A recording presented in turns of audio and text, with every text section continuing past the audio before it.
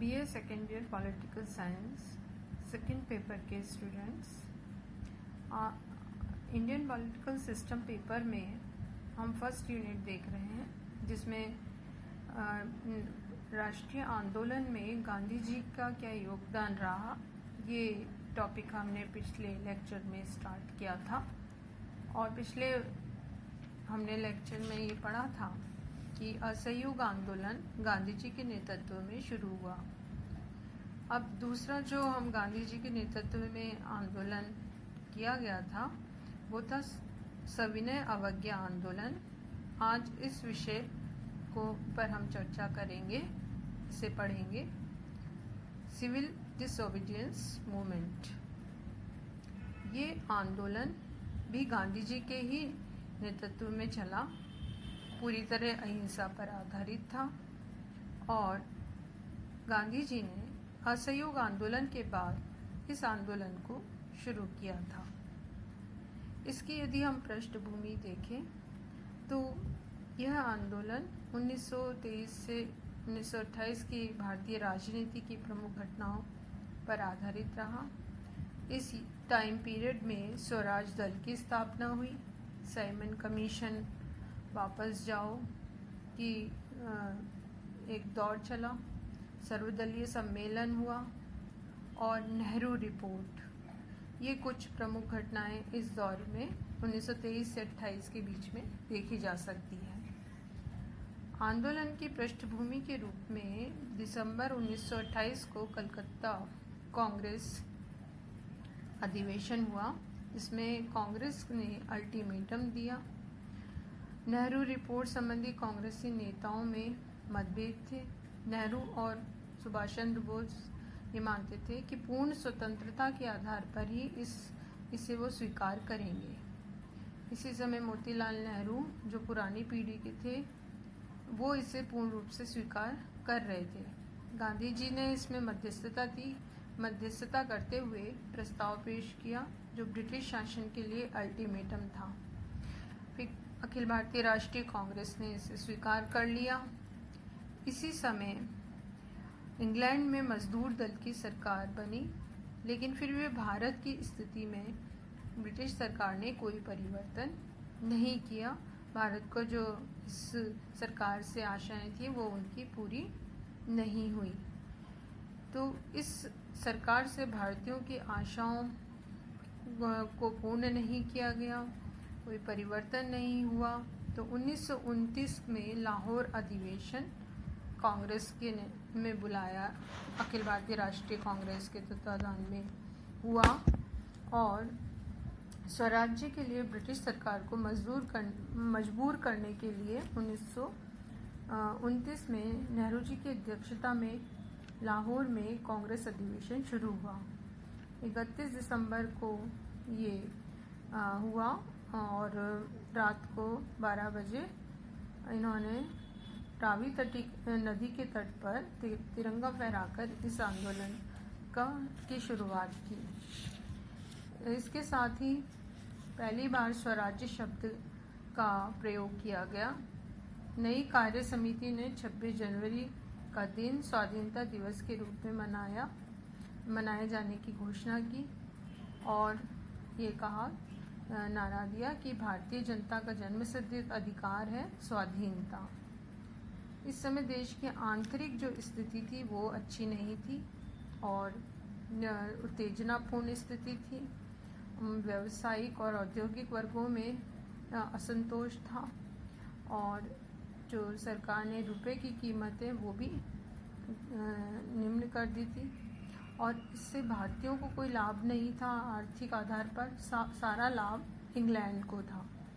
तो भारतीय उद्योगपति और व्यापारी भी कांग्रेस, अखिल भारतीय जो कांग्रेस थी उसके समर्थन में हो गए। औद्योगिक क्षेत्र के मजदूर भी असंतुष्ट थे। इसी समय जो क्रांतिकारी नेता थे भगत सिंह और टुंकेश्वर दत्त, इन्होंने लाहौर अभियोग से उत्तेजनापूर्ण जो स्थिति है वो पैदा की और 1930 में पूरी तरह से भारत में उत्तेजनापूर्ण वातावरण था। ऐसी स्थिति में गांधी जी ने इसको नियंत्रित किया और इस बात पर बल दिया कि आंदोलन अहिंसा पर ही आधारित होना चाहिए। 26 जनवरी 1930 को पूर्ण स्वाधीनता दिवस उत्साहपूर्वक मनाया गया। इसी समय अखिल भारतीय राष्ट्रीय कांग्रेस ने आंदोलन छेड़ने का निर्णय लिया और कांग्रेस कार्यकारिणी की बैठक हुई 14 से 16 फरवरी 1930 साबरमती में। प्रस्ताव पारित कर गांधी जी को यह अधिकार दिया गया कि वो इस आंदोलन का नेतृत्व करें और गांधी जी ने इसको शांतिपूर्ण तरीके से चलाने का निर्णय किया। इससे पूर्व गांधी जी ने एक प्रयास किया और वो ये कि साप्ताहिक पत्र उनका प्रकाशित होता था यंग इंडिया। उसमें जो लेख लिखा वायसराय को, उसमें उन्होंने 11 शर्तें लिख कर दी थी कि ये अगर मान ली जाती हैं तो वो इस तरह का आंदोलन नहीं चलाएंगे। जैसे पूर्ण नशाबंदी हो, मुद्रा विनिमय से संबंधित इसमें मांग थी, मालगुजारी के संबंध में, नमक कर बंद होना चाहिए, सैन्य व्यय कम हो, शासन व्यय में कमी हो, विदेशी वस्त्रों पर तटकर लगाया जाए, तटीय व्यापार संरक्षण कानून होना चाहिए, हत्या की चेष्टा में दंडित बंदियों को छोड़कर शेष सभी राजनीतिक बंदियों को रिहा कर दिया जाए, खुफिया पुलिस तोड़ी जाए, आत्मरक्षा के लिए हथियारों के लाइसेंस दिए जाएं। तो ऐसे 11 करीब शर्तें थी जो गांधी जी ने वायसराय के समक्ष रखी, लेकिन इसका कोई उत्तर नहीं प्राप्त हुआ और इसकी जगह कई नेताओं की गिरफ्तारी कर ली गई। तो ये कुल मिला के गांधी जी का प्रयास असफल रहा। इसके असफल होने के पश्चात अब ये तय कर लिया गया कि राष्ट्रीय आंदोलन प्रारंभ किया जाना जरूरी है। इसीलिए सविनय अवज्ञा आंदोलन का प्रारंभ हुआ। ये आंदोलन 1930 में 11 मार्च 1930 में दांडी यात्रा से स्टार्ट हुआ था और इसमें समुद्र तट पर बिना आज्ञा प्राप्त किए नमक कानून को तोड़ना और समुद्र तट पर जाके नमक बनाना इसका उद्देश्य था। 11 मार्च 1930 को साबरमती मैदान में 75,000 व्यक्तियों ने एकत्र होकर ये प्रण लिया और 12 मार्च 1930 को गांधी जी के साथ विभिन्न अन्य अखिल भारतीय राष्ट्रीय कांग्रेस के नेता जैसे वल्लभ भाई पटेल और सरोजिनी नायडू जैसे अन्य जो भी प्रमुख व्यक्ति थे, उन्होंने भी इसमें भाग लिया। 5 अप्रैल 1930 को दांडी में इन्होंने ये नमक बनाया और नमक कानून का उल्लंघन किया और इसके साथ ही सत्याग्रह शुरू हुआ। सविनय अवज्ञा आंदोलन में अन्य कई कार्यक्रम रखे गए, जैसे गांव-गांव जाके नमक बनाएं, शराब अफीम, विदेशी कपड़ों की दुकानों पर धरना दें, विदेशी कपड़ों की होली जलाई जाए, छुआछूत या अस्पृश्यता का अंत हो, शिक्षण संस्थाओं जो कि ब्रिटिश शासन की थी उनका बहिष्कार किया जाए, ब्रिटिश सरकारी नौकरियों का बहिष्कार हो। ये सब कार्यक्रम के आधार पर ये आंदोलन प्रारंभ हुआ और सफलतापूर्वक आगे बढ़ा। लेकिन 4 मई को गांधी जी को गिरफ्तार कर लिया गया और नमक कानून उल्लंघन से ये शुरुआत हुआ जो आंदोलन था वो काफ़ी बढ़ चढ़कर आगे बढ़ा।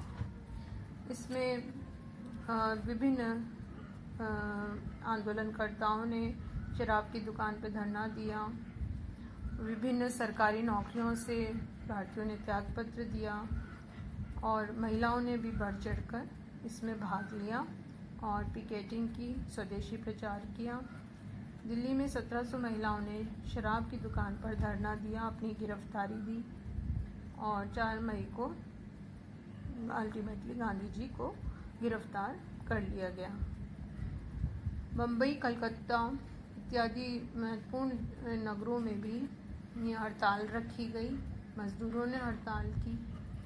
अब ये जो आंदोलन जब अपनी चरम पे था तो ब्रिटिश सरकार ने काफ़ी दमन चक्र अपना शुरू किया और उसने विभिन्न जो प्रमुख नेता थे उनको गिरफ्तार किया। एक वर्ष में 90,000 सत्याग्रहियों को जेल में भेजा गया और महिलाओं के प्रति कठोर व्यवहार किया गया।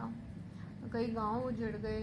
पुलिस के दमन की प्रतिक्रिया के रूप में जनता ने हिंसात्मक कार्यवाही भी कर दी। कई जगह थाने जला दिए गए, चौकीदारों को की हत्या कर दी गई।